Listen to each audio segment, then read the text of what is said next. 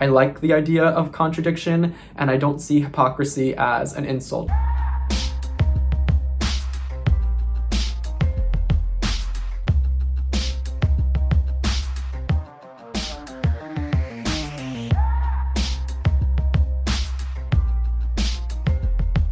Hi everyone, my name is James Feeney. Welcome to or back to my channel. Today I'm going to be making a VR to Chris from Elemental Cartomancy. He recently uploaded a video with a hashtag entitled How Tarot Works. I found his original video to be wonderfully insightful, so I will have that video and his channel linked down below. I highly recommend watching it. I also watched a response from Anna from Astral Lady Tarot. I think it's really valuable when we have these larger questions to chew over as a community, to offer multiple perspectives from different practices and walks of life, where we are all answering essentially the same thing, but what we get out of it is something entirely different. I found Chris's to be very structured, and it had this sort of very literal and technical aspect to the way that tarot works, which was very different from the way that I would have answered the question, which is why I found it to be so valuable and thought-provoking. I then watched Anna's, and the way that I absorbed and perceived that one to function, or her response to function, was highly conceptual. She spoke to synchronicity and randomness, and the seemingly contradicting terms actually having a sort of oneness to themselves, and that is part of the beauty of the way that tarot might work. And so I'm going to be offering my own perspective on this, subjectively, of course, as that's all one can do, and answering the two questions that Chris has posed, and I hope this can be valuable and fun for somebody out there who's interested in these sorts of questions and topics. So the questions we have two, are the first one being, does it even matter how it works? I, of course, do think it matters how it works. To me, almost everything it matters how everything works, just because I care about that sort of thing. I'm curious, I like to pick things apart. If I decided to sort of give up on the idea of it mattering how it worked, it would drain the life out of tarot for me. The idea that there's this never-ending pursuit of discovering how it might work, constantly shifting and changing my beliefs and thoughts on how it works, is part of what creates excitement. There's this sort of curiosity, there's this thread that's constantly being tugged at by me that I value. I want to pick it apart at the seams. I want to strip it down to its base elements and put it all back together again, like a puzzle. And for me, for example, if it didn't matter to me how it worked, I probably wouldn't be a tarot reader. I wouldn't find interest in tarot. But pretty much everything in life, I find I'm interested in how it works. It matters to me, the why of something, the how of something. I'm not content to just sit and accept something at face value. That's not the kind of person I am. I don't think I ever will be. I like to be a student. I like to be curious, and so it matters to me quite a bit how it works. However, my opinion on how it works is shifting. You could ask me tomorrow and I could have an entirely different answer. I like the idea of contradiction, and I don't see hypocrisy as an insult. I think as humans, we are constantly contradicting ourselves. We are constantly putting ourselves in scenarios or saying things and doing things that are hypocritical. And for me personally, I found power in accepting that contradiction, accepting the hypocrisy, and seeing it as an evolution, that I might contradict myself tomorrow, and that may be more true to who I am then. It's me who has now been better informed, who has learned something new, and if that contradicts the person I was yesterday, then so be it. So long story short, it matters to me quite a bit how tarot works, or at least it matters how I believe tarot works for me. And I'm going to speak to it, of course, subjectively, but I also am going to speak to it a bit more objectively and universally, but I can't speak for anybody else other than myself. So the second question is, how does the tarot work for you? For me personally, of course, as I said, this is a shifting and evolving answer, so it may not be the same tomorrow, and it's certainly not the same as how I viewed tarot right in the beginning. I view tarot as a sort of medium or a tool, a channel or a vessel that I project into, and I guess that's the sort of perspective and lens I'm going to be coming at this question from. So I see myself as, of course, a physical being, but I have consciousness, which is something that we all have, but it's something that we don't understand all that well. As far as tying in my personal gnosis on and just my thoughts on the universe at large and how everything functions, which to me is also my foundations for my spiritual path, consciousness to me is very similar to the way I perceive or think of something like a soul. Maybe they're interchangeable, at least the way that I kind of approach it and think of things, but I see myself as projecting myself in some capacity, my ego, my consciousness, perhaps, well, I'm recognizing my ego, but I'm projecting likely more into the cards when I'm using them. James from the future here. I thought I would chime in and add a few thoughts, having watched the majority of the main portion of the video I filmed. I don't not believe in higher powers. I don't think that the entirety of what we're doing in tarot is a projection of our consciousness.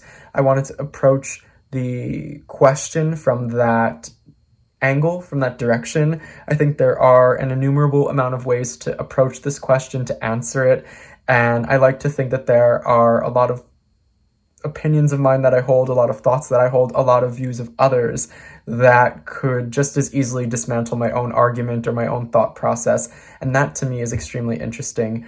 I would love to believe in higher powers. There's a part of me that does, or at least I desire or hope that I have a belief in higher powers. I hope that they are real, at least I should say. I envy those who have faith, who don't need proof, but feel as though they genuinely believe in such things. I have a whole video speaking to my paranormal experiences, and despite all of those, I still will not say for 100% that I irrefutably believe in things outside of myself, forces outside of myself as far as the supernatural goes, having experienced odd and unexplainable things myself. So take the idea that I am okay with contradictions and hypocrisy and maybe bump that up a few notches because of the fact that what I have to share in this video is very specific and approaching it in a specific way, and it's not the entirety of what I think and feel in regards to how tarot works. There are plenty of other things to say,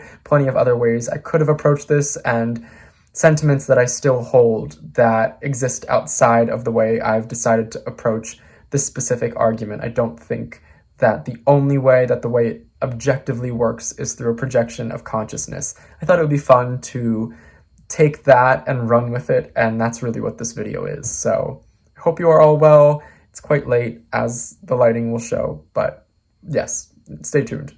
So I'm laying things out, I'm laying cards out and deriving meaning from them. I'm interpreting, and of course that I'm factoring in everything that I know, that I've experienced, who I am as a person, and all of that is integrated into the way that I'm reading the cards. So the tarot works because I work. I'm the thing that makes it work. It doesn't, in my opinion, function objectively. It's not sentient on its own. I don't necessarily think that there are powers that are outside of oneself. I do think a lot of it is us and what we imbue the cards with, the idea of anthropomorphizing our decks. There's a projection of the self that goes into the deck, where we then see, the idea of decks having personalities, or when we, I would say, assign qualities to a deck. I think it's that we see this, we interpret it in a certain way, whether that's the artwork or the way that we work with it, we come to know it. That is us identifying, I think, with a projection of ourselves, or at least that's what I think is happening there. And so they're going to have different voices, they're going to have different feelings, and so I can imagine this is why people get on with certain decks a lot better than others, why others may have a few different decks or many decks that they seem to interpret differently, or at least view differently, as far as how that tool or medium communicates. To me, this is much like a cup, and it's empty until I project myself into it. Other than that, it would just kind of sit here and be like a fixture, like a mannequin that doesn't have any clothing, or a non-sentient human being that needs to be imbued with a spark of life. I am that spark, and this is the conductor, or something like that, to that effect. So that is how and why tarot works for me.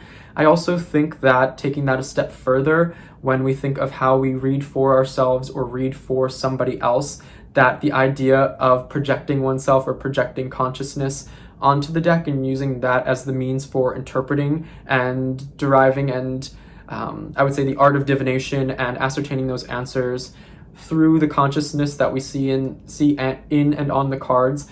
it's an art form. I don't think that we just project the consciousness and it's like, boom, we get the answer. Of course, we sometimes struggle. We have to learn. We all view the way that we read the tarot differently. That's, I think, why we have people who view themselves as intuitives, why there are those who identify as psychic, why there is and are readers that are more analytical. Of course, this is all an extension of our personality if we are an analytical human being, and that's generally the way that we would approach something and interpreting signs, symbols, patterns, and problem solving. Then it's more likely that we're going to take something like the system of the tarot and look at it from an analytical stance. If we are intuitive in the way that we problem solve or in the way that we process things, then it's likely that we're going to take a more intuitive approach to the tarot as we then project ourselves into it. And I think there's a lot of nuance, and it's not necessarily a hard and fast rule. We have plenty of people that may identify as analytical who are quite intuitive when it comes with the tarot, and maybe that's where they see that outlet or that version or that projection of themselves can take on a new form, and they feel more comfortable solving things and looking at things intuitively when using a tool like this, when they can take that projection, which we then, I would say, or argue, that we're viewing it as something outside of ourselves. We're giving it a sort of life of its own, and so we can speak to it. It's as if we're having a conversation and it's not us. We're acting as if it's not us anyway.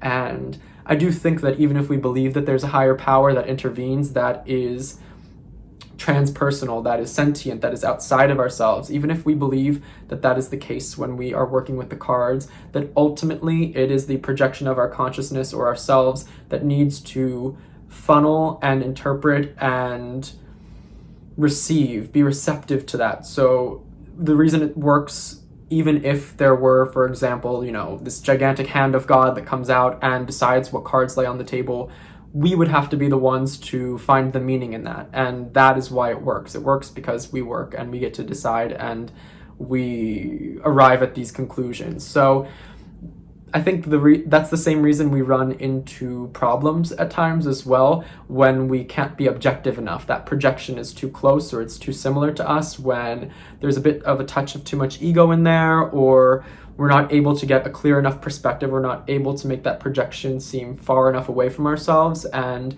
for maybe the matter or problem at hand, we need that sort of distance. At the same time, if we can effectively do that, then we can see something entirely new and surprise ourselves with the tarot. And I think that that's what happens when we have a really effective projection, where we're able to create enough distance, and the way that that projection takes on life for us, the way that we're able to imbue it with some sort of power and meaning, is so separate from ourselves that it can give us something that surprises us, or something that is going to arrive and feel foreign from who we are. It doesn't feel like the message could have come from us.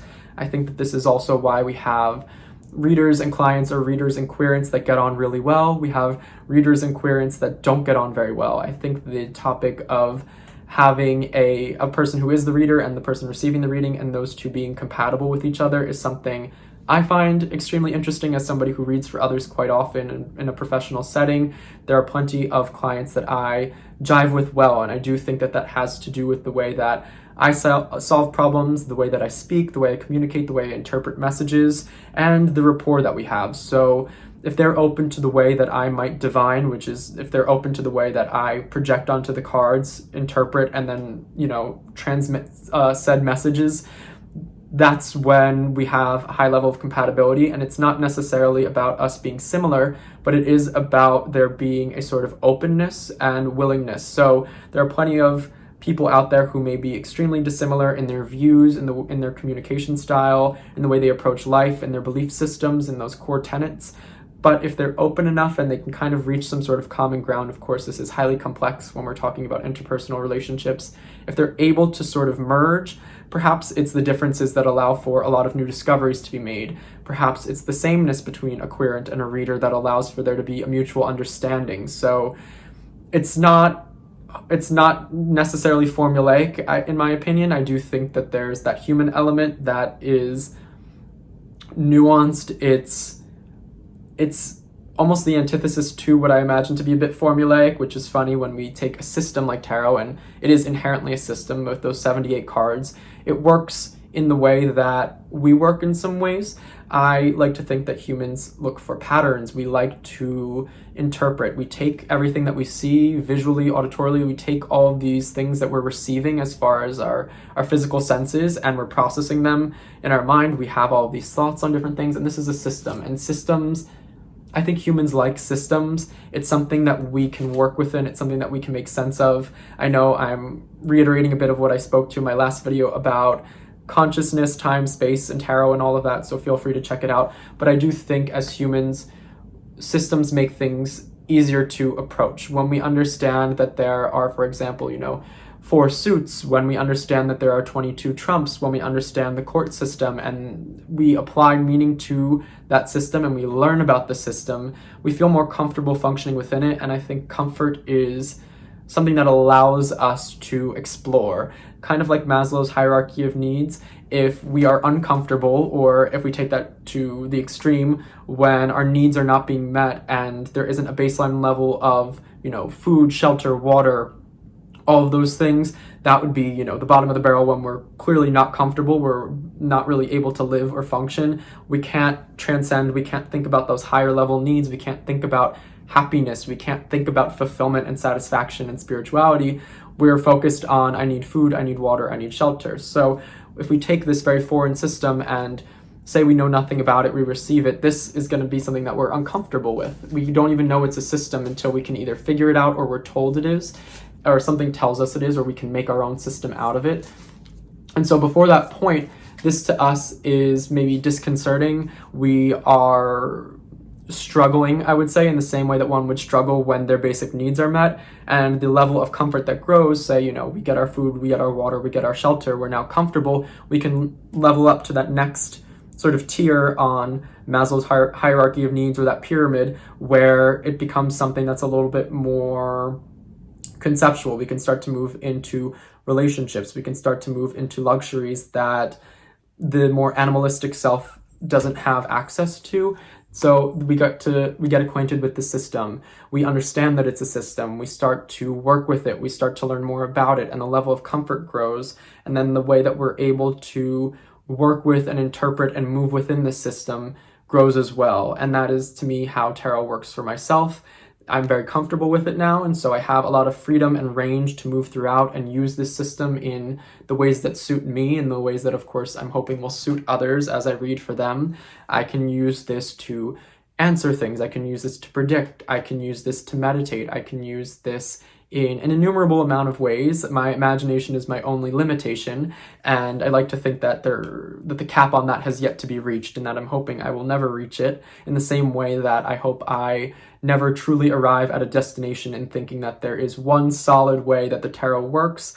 And that is why it matters to me. It matters to me because I don't think I'll ever get there, but it matters that I am constantly seeking and wanting to get there, knowing that I won't. And I think if somebody were to tell me that there was an end, that would be discouraging to me. I don't want to think that there's going to be an end to the way that tarot works, or the possibilities that tarot can work for me or somebody else. And I guess that's really long-winded. We went down a few different tangential paths, but I'm hoping that what I had to share was somewhat interesting for some of you out there. Maybe it got you thinking. I'd love to know. Of course, I'm going to watch more responses to this tag. I didn't want to delve in too deeply and taint my views, or at least I didn't want to absorb too much other information and then feel like I was reiterating or spewing that back out. I wanted to keep it pretty true to my own thoughts and beliefs. But I hope you are all well. Like and subscribe if this was fun or interesting. Of course, go check out Chris's video. I'll have his and Anna's linked below because I watched them. And until next time, bye.